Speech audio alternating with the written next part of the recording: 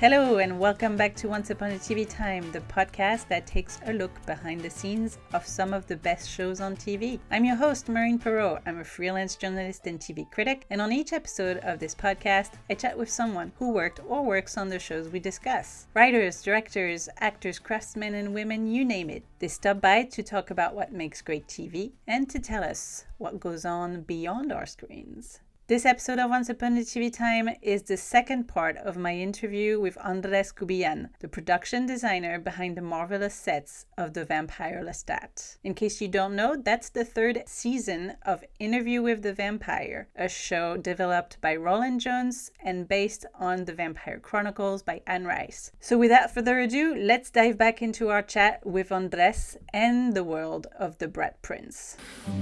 You've been alive and undead for 265 years. You witnessed the French Revolution firsthand, the electric light, penicillin, 2 world wars, the atomic bomb, the moon landing, the Berlin Joy Wall. Chestnut.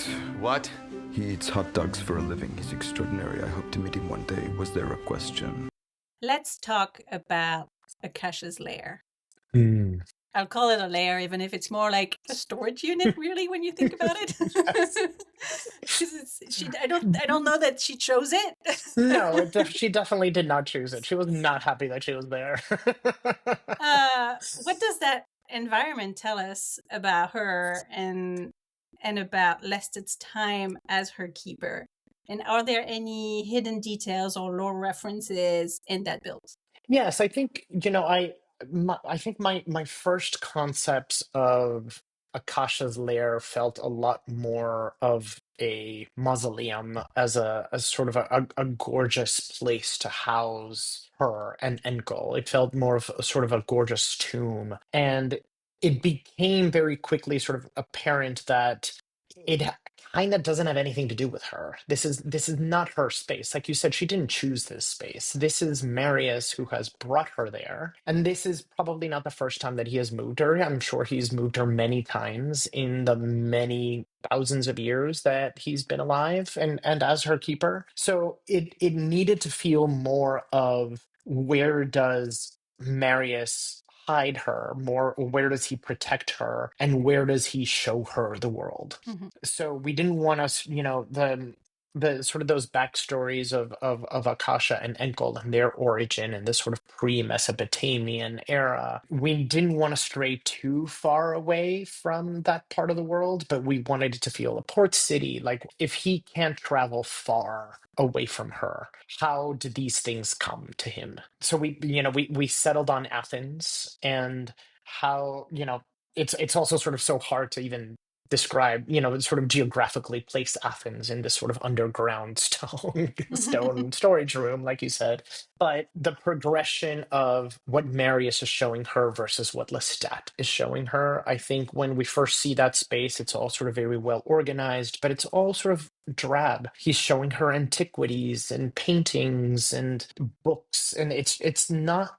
We wanted to feel a drastic difference to the youth and energy that Lestat would bring into a space like this. It's also, turn of the century, so all of a sudden, there is this sort of era of invention and evolution culturally in the world. So the artwork gets more colorful. We start bringing in photography. We start bringing in, expressionist art and Toulouse-Lautrec posters, just because there was that element of mass production. He's fascinated by anatomy and science and invention, and really all we had was, the scoop.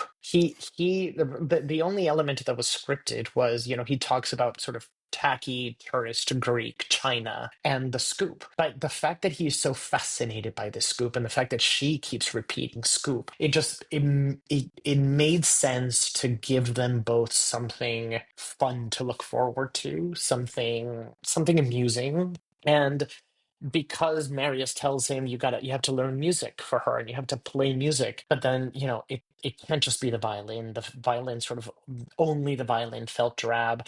What if we have one of these sort of, music machines and a record player, and we have guitars and it's just and drums, and it's just all of it needed to suddenly feel energetic and messy and Lestat. He doesn't want this job. This job is forced upon him, but he's gonna do it his way. Mhm. And he hasn't dealt with his trauma either of being abandoned by his mother. So it's also, how does his mind begin to fracture? That dinner, that sort of party, New Year's Eve party that he throws for Akasha, every element, all the guests, what the representations of all the guests. We had this sort of hideously demonic painting for Magnus. We had this gorgeous Tiffany lamp for Gabriella. She's the precious one. We had moldy bread for Armand. We had a gorgeous piece of like confectionery cake for Marie Antoinette. Like I think there's something comical. I think we had like a stack of books for Marius. Like it's sort of the way that he's sort of simplifying all of those important figures in his life. It brings a bit of comedy and lightness to something that's also about to get really, really serious. Yeah, absolutely. Speaking of like hidden details, because I'm sure there are a lot in that set specifically, but also in the rest of the sets this season. But I was wondering if there are any like subtle Easter eggs within the sets that are paying homage to season 1 and 2, not necessarily the books, but like the show referencing itself.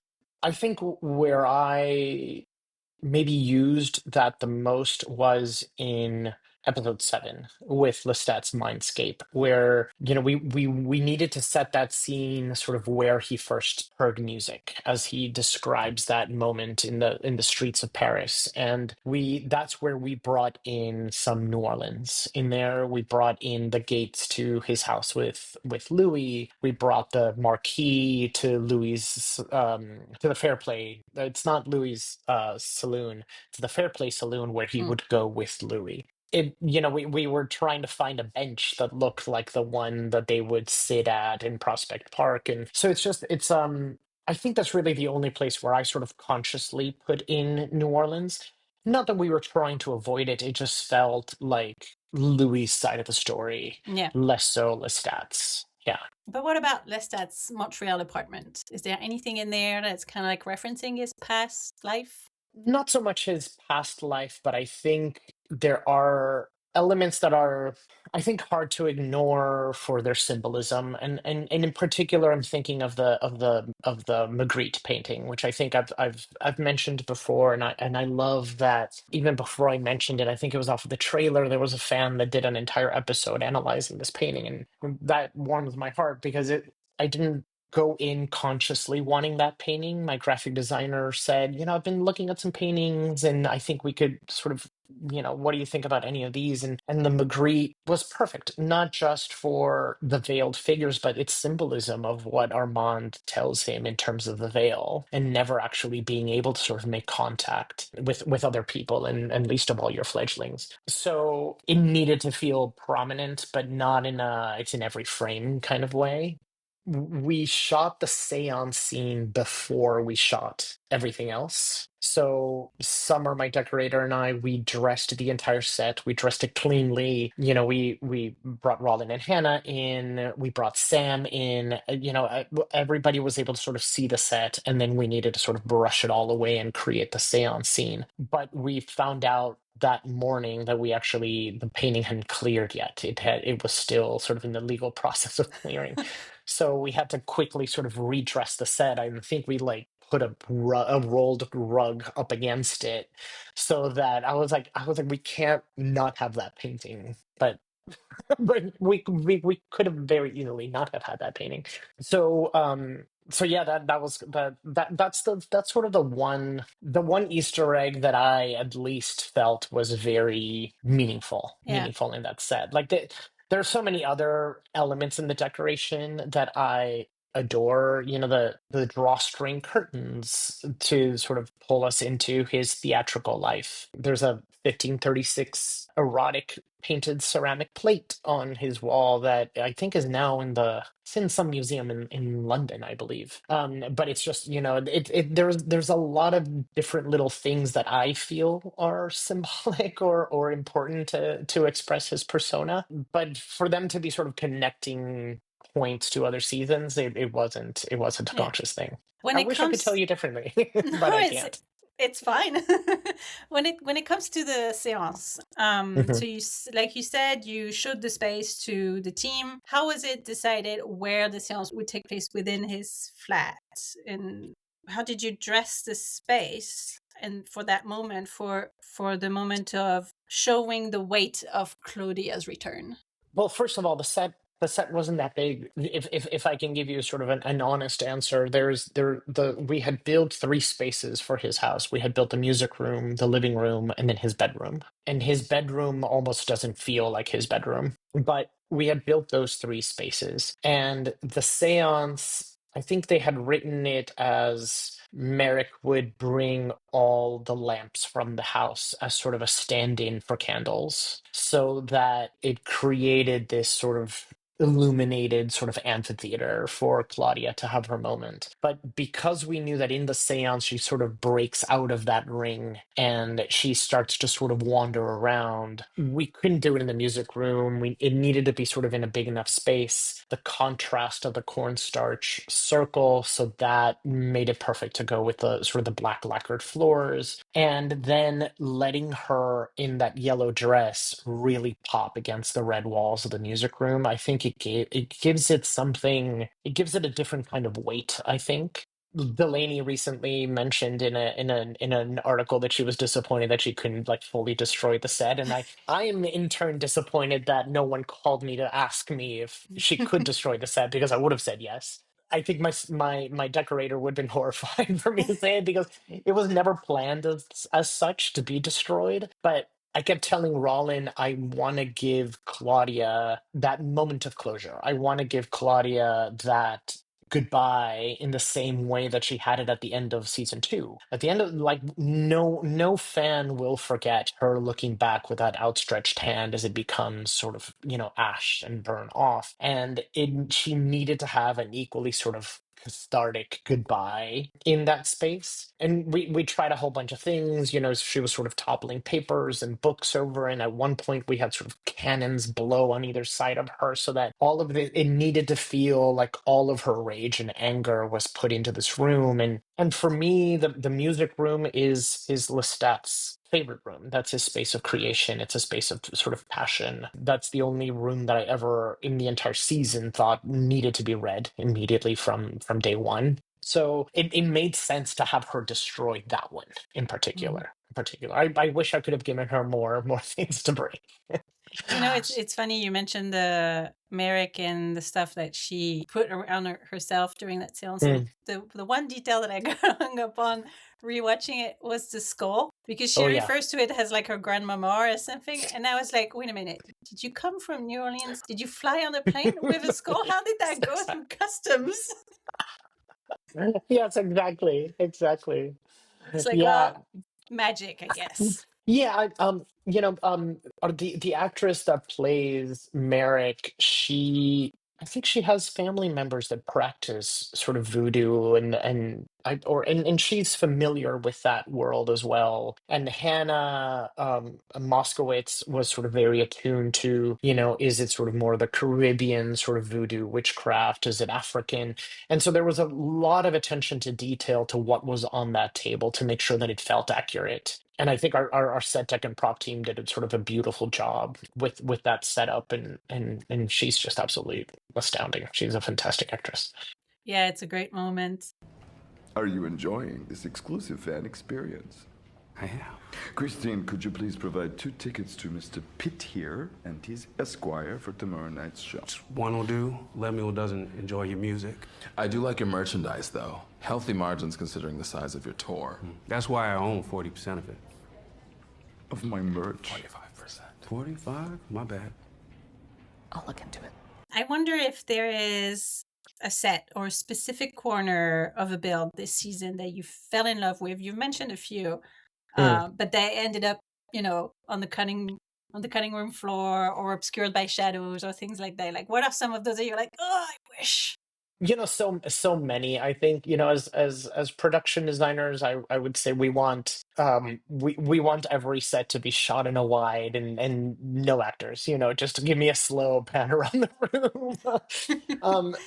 And you need to understand that I often say this. I think if you're noticing the production design, then we've sort of failed. I think it needs to feel natural and disappear into the action, because really we're there to fill in the blanks. We're not there to make something flashy or to be sort of the star of the show. And I think on a show like this, there's so much sort of personality and style that there are moments where the production design can shine, but you need to be able to accept that it might not. And I think we had a lot on this show that, because of time or as it's getting worked out in the edit, it just, these things sort of disappear. And I would say, before I go any further, I do want to give sort of an amazing round of applause to our editors, because they just did just beautiful. It is artistry what they did with everything that we shot, because there are some things that just, from the page, incredibly clear, and other things that they just reworked and just made it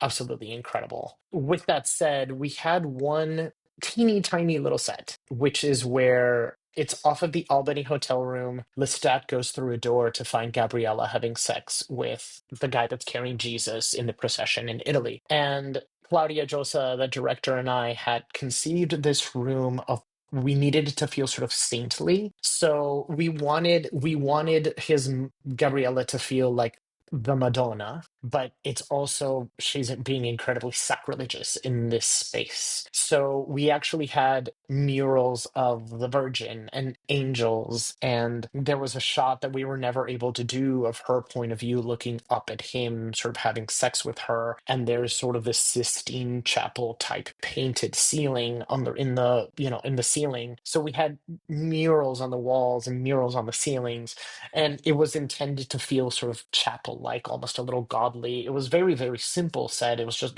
four walls, a little fireplace, a window, beautiful, beautiful bed.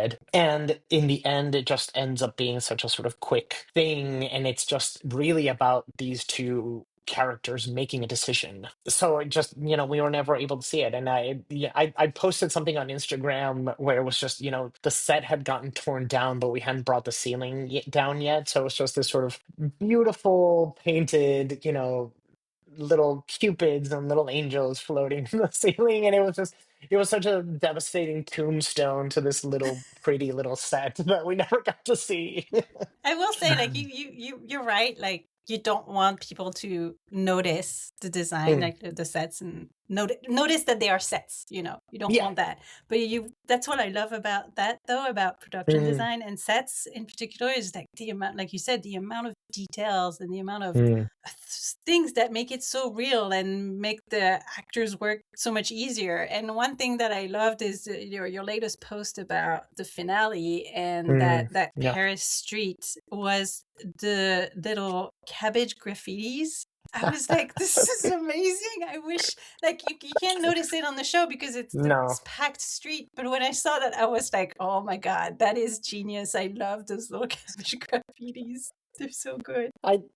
That said, I am so incredibly grateful that they trusted me to just sort of come up with this, because it wasn't entirely clear. And I think, Rollin had one idea for what he wanted for the set. Alan had another idea of what he wanted for the set, and I was in the middle of them, as production designers always are, between sort of showrunners and directors, and how do we sort of translate what these two figures want. But I knew deep down that it needed to feel chaotic, and it needed to feel really gritty, and it needed to feel really vain and fractured. And I needed to just kind of do it. There wasn't, I made some concept art for it, and it just didn't sell it. It really didn't sell it. And I even made I made another presentation with some images of the things that I wanted to bring in, and I kept talking about it, and people were just kind of like, okay, but they weren't sort of 100% sure of how it was going to come out. And the fact that they trusted me and they said, all right, just, go forth, go do it. And it was, our graphics team did incredible work, but it was, I said, just give me all the posters. Just give me all the posters. We had them in multiple sizes. We had the period propaganda. We had the everything from the 18th century. I had everything there. And then it was an entire weekend. It was Saturday and Sunday, me with the scenic painters, just ripping things apart, sticking it on the wall, ripping it off, trying it over there. All the pieces were there. There wasn't a way that I could fully explain how I wanted it done, how I Mm. wanted it done.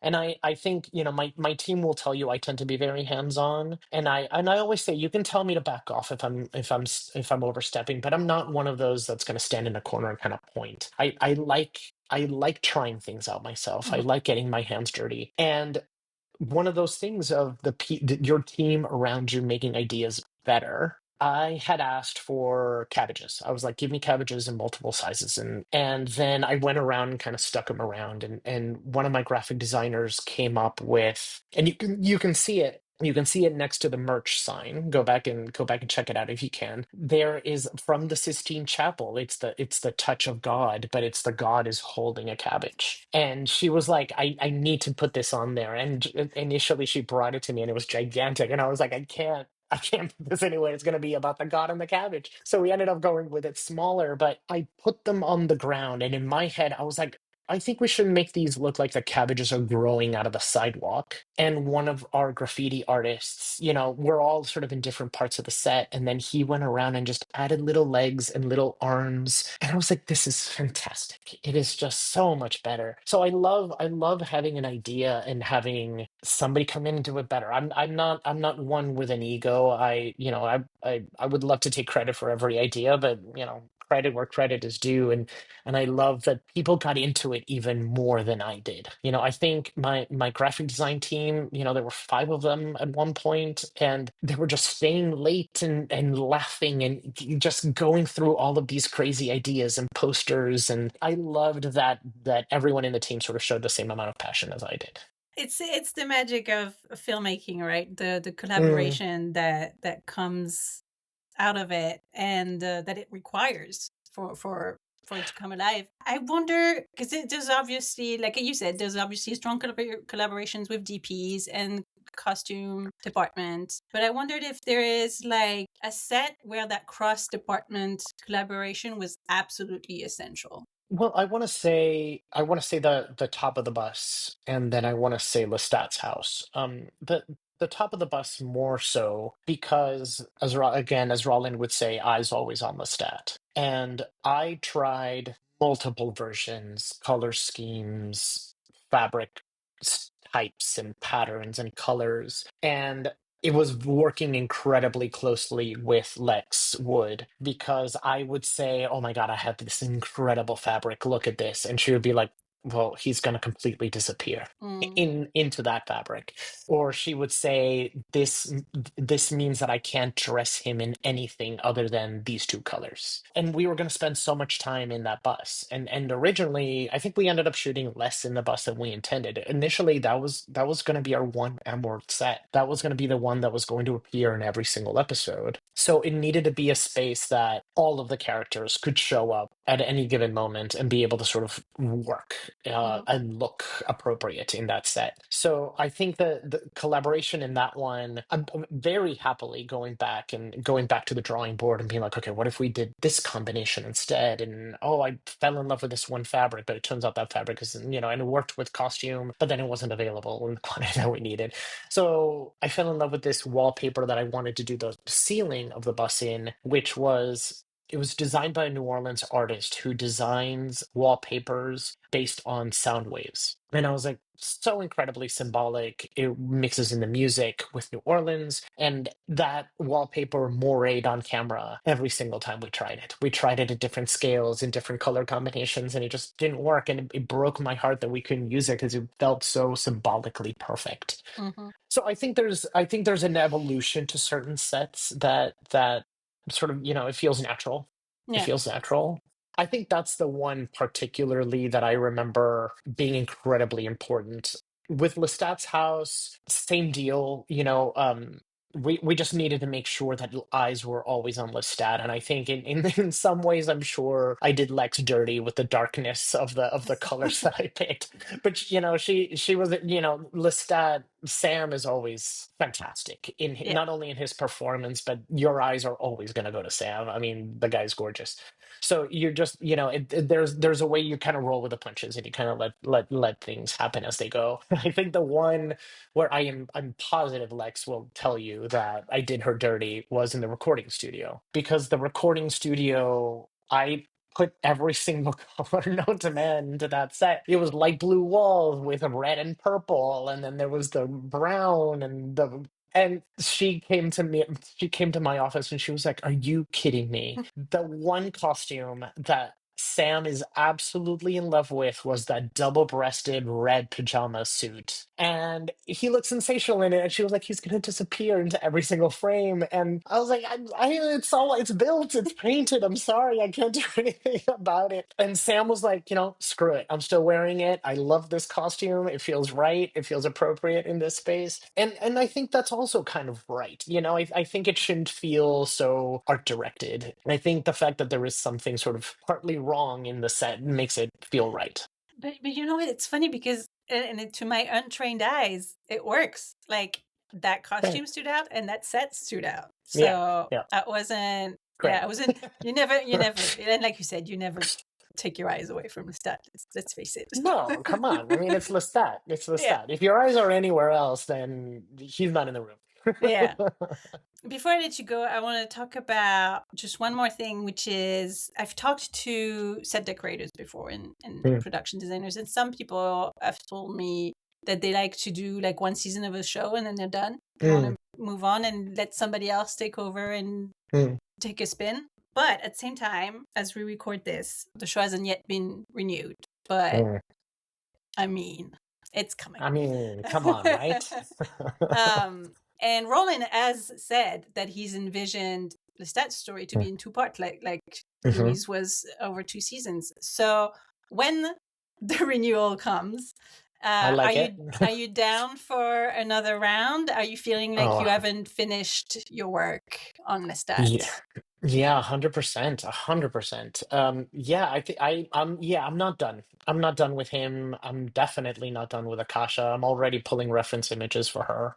I'll admit, I think because I come mostly from movies, I think movies is where I've spent most of my career. I approach television in the same way, where all of a sudden I'm like, I don't know if it's different enough. I don't know if I think I crave some variety. I wanna be constantly sort of challenging myself and looking at sort of different aspects of what character and story are and what I can do for them. This show, however, is worlds apart. It's worlds apart. I feel like it has spoiled me for other work, because not only sort of the trust that's given to all of their creatives, but it's also allows me to be incredibly rich and detailed, and I can add depth to the design that I might not be able to do in another on another show. With this, knowing what I know of where they would like to take season 4 when it comes, using your language. There is absolutely no way that I would not want to do it. There's so much more to tell, and there's so much nuance, and I need to start reading. I need to start reading the more Anne Rice books.